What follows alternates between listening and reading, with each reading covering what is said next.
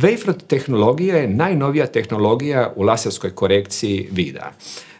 Posebnost Wavefront tehnologije je u tome što ona, za razliku od standardne metode kod koje se dioptrija uklanja prema unaprijed zadanom standardu, znači unaprijed zadanoj veličini, gdje samo u stvari odabiremo određenu dioptriju za određenog pacijenta, kod Wavefront tehnologije mi možemo cijeli tretman u potpunosti individualno prilagoditi bez obzira na samu rožnicu, znači na nepravilnosti površine rožnice. Jer kod Wavefront tehnologije laser radi preko 250 topografskih točaka na samoj površini rožnice i svaku točku može zasebno tretirati.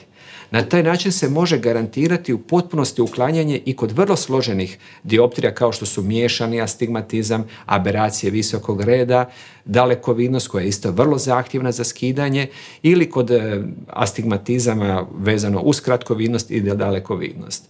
Naravno, sve te složene dioptrije nije bilo moguće u potpunosti riješiti sa standardnim postupkom, dok Wavefront postupak, znači uz novu generaciju, takozvanu 6. generaciju lasera, u potpunosti uklanja takve nepravilnosti vida.